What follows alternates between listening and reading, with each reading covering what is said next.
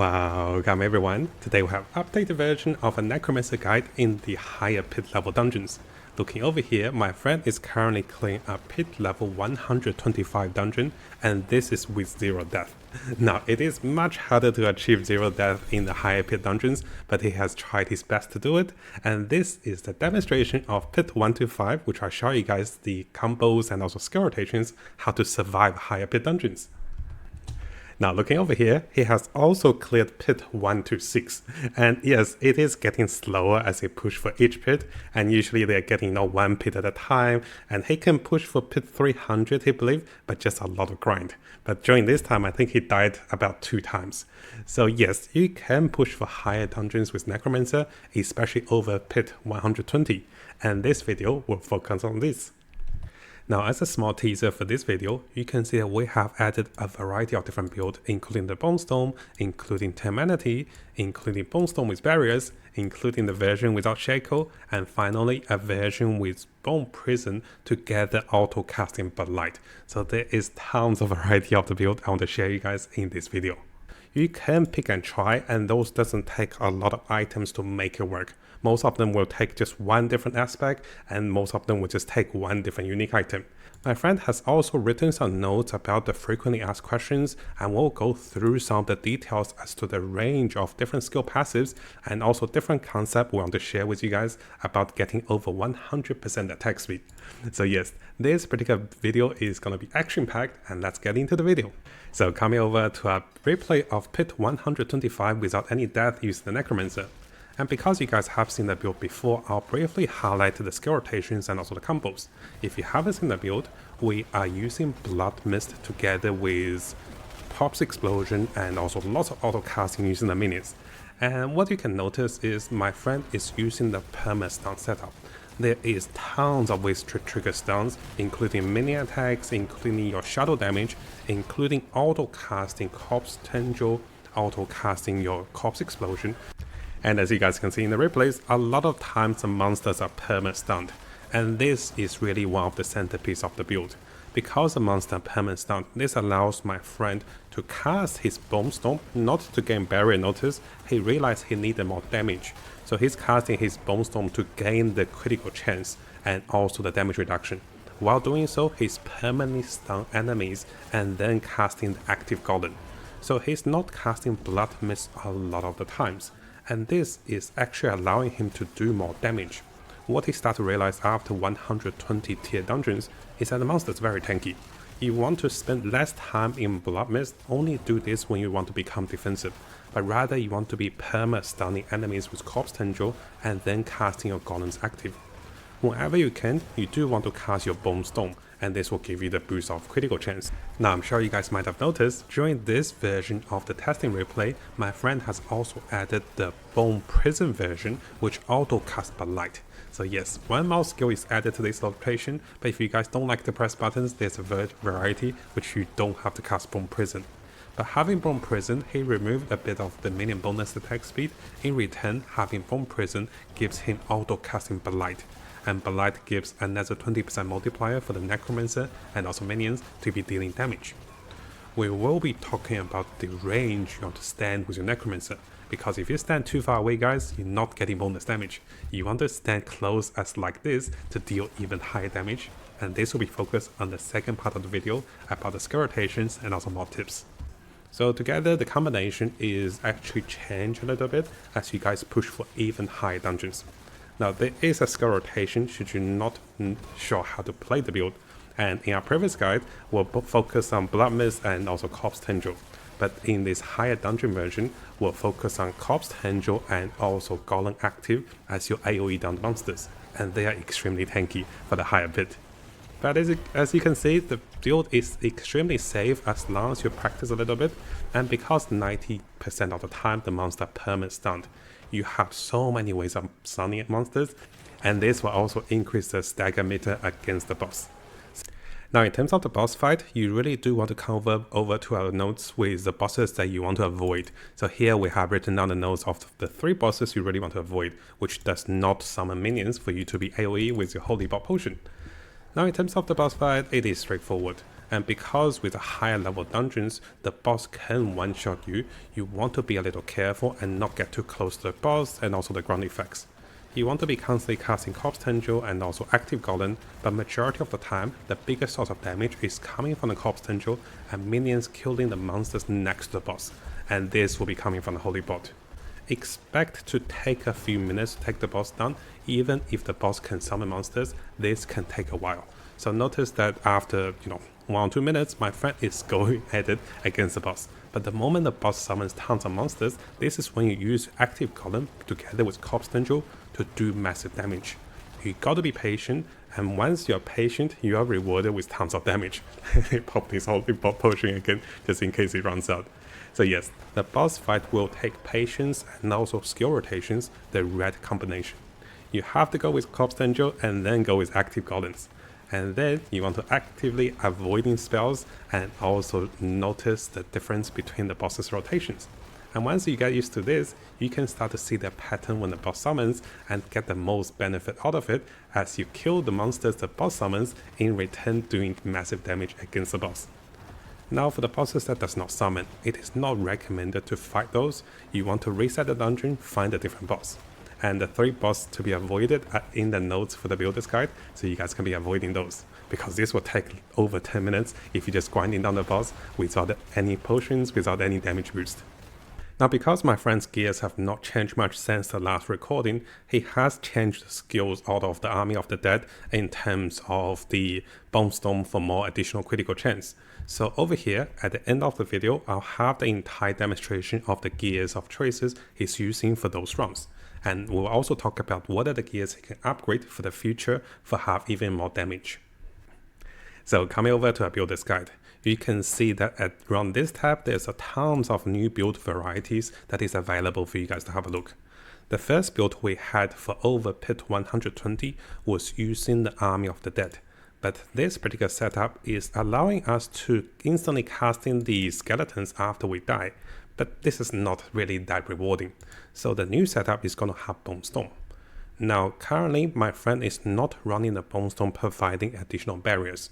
And this means that he is having additional offensive slot, or he's having the Shackle, which allows him to have even higher skill ranks and also cooldown reduction and also all the benefits coming from the Shackle. If you guys do not have the Shackle, there is a version at the end without any uber uniques, and this will give you a little higher boost of damage in return of having less skill ranks. Now briefly going through the rest of the build varieties. So this was recommended by my friend, but he said he hasn't done a lot of testing. He heard some of the Chinese players are using Temerity. Using Temerity will provide you with a barrier as you overheal, and you also get more potion drops, together with healing increases and also chance to heal life. This is an alternative pens, but he doesn't like it because this means he will have to manually cast the Decrypify. While compared to the previous build, the unique pens of the Blood Moon allows his minions to be auto-casting multiple curses, and this is a bigger difference, and this pen seems to be more defensive. But if you guys want to try the Temerity setup, you can try this. You can also keep the Army of the Dead because you get more barriers coming from the pens. There is another version for you guys to become more defensive.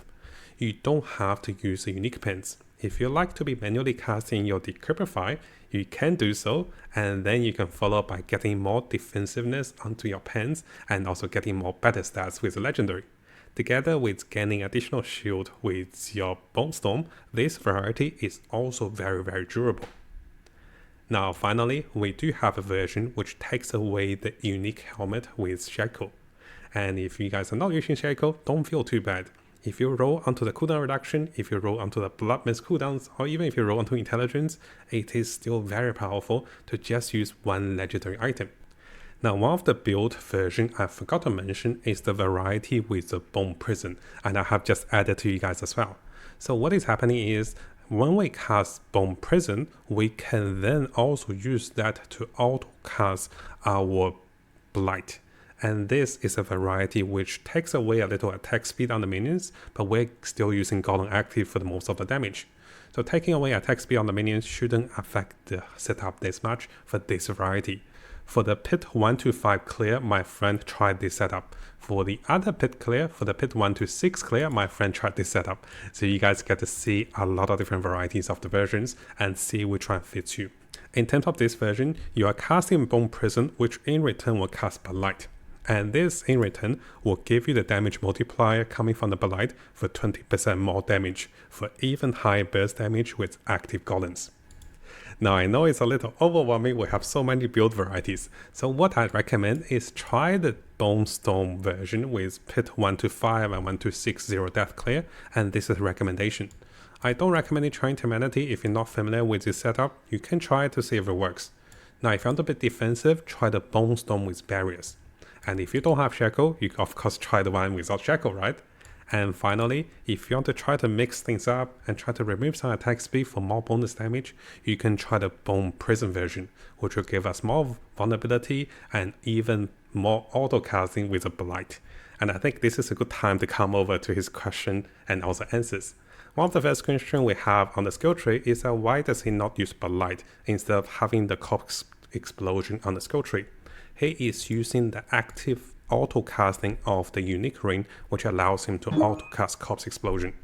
Now if you look at the notes carefully on the description of this ring, you have to have the skills on the active bar, and this means this particular ring will now auto cast the Corpse Explosion. So what he's saying is the stun chances coming from the Corpse Explosion is actually more favorable compared to the additional damage coming from Blight.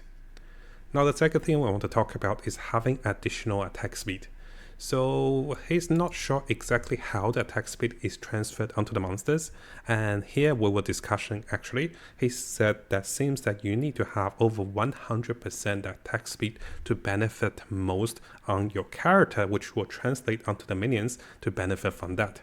But we're still testing on this, and you also get to see the range of the Helper Commander. This is how close you have to be next to your minions to deal additional multiplier of damage.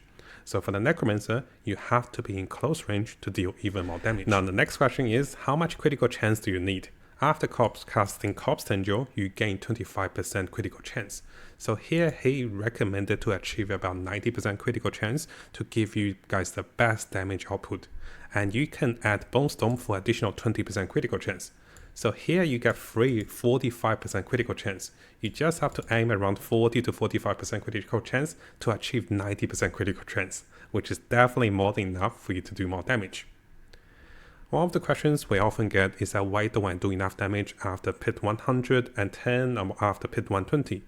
In order to do more damage, you guys have to actively cast Corpse Tendril to have the increased boost of critical chance, together with casting Bone Storm and also casting your active golems. Excuse the language over here. So you want to be auto-casting other skills while casting Corpse Tendril and also active golem. And this is the highlight of the stunning and also dealing more damage against the monsters. In terms of defensiveness, you want to look for a few things. You want to get 70% cap of resistance, 9,300 or 9,250 armor. You want to have at least 2 corpses near us to have the damage reduction. And also having additional life and also keep casting Decrepify. And also more damage resistance will help.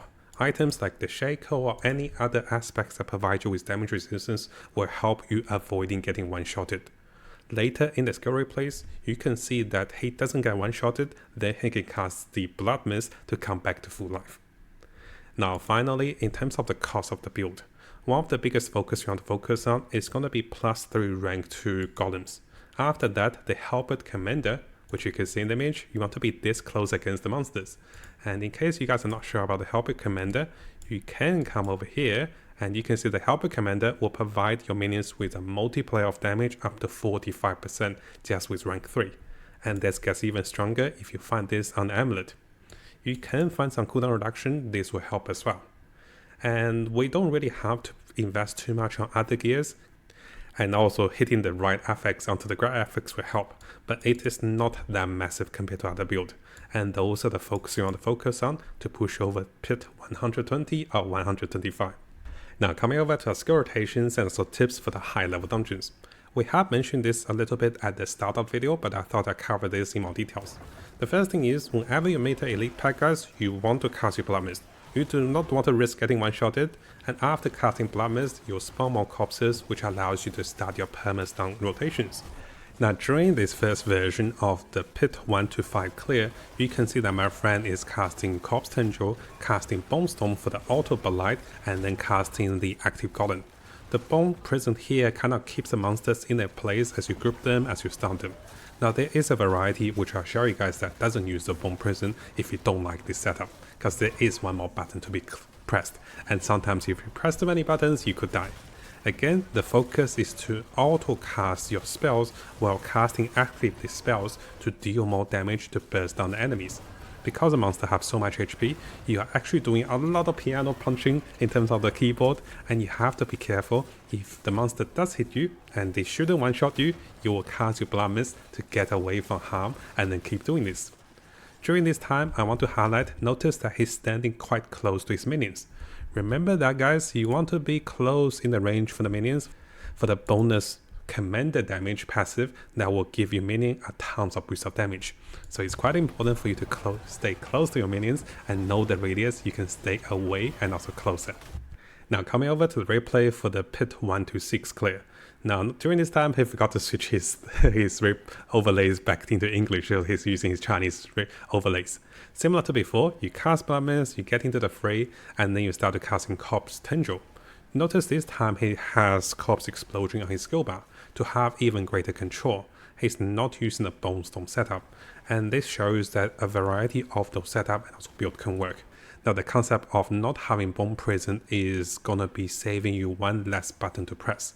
This will be a little less damage in terms of Blight, but in reality it is really up to the player how you want to do this. And the damage is still very good. As long as you can group monsters together, notice here, he is killing groups of enemies quite fast. So I would say the damage difference is not going to be massive, and the variety of the build will provide to you guys will depend on how you want to play and how fast you can press those buttons while staying alive. So what I do now is I have the timestamp version available for you guys to see different replays of the higher pit with 125, 126, together with the gears and also stats it's using for those different setups and also combinations. Now because we spent a lot of time discussing and testing different builds, I hope I didn't overwhelm you guys with a lot of varieties, and hopefully you guys enjoy this update and think we're pretty maxed out with the Necromancer. And maybe once we get over Pit 130, we'll do the final version update to see which build is the best. And after that, we're going to try some good builds with the Thorns Necromancer, Thorns Barbarian, and also the Lazy Necromancer, which auto-casts everything. So stay tuned for those updates.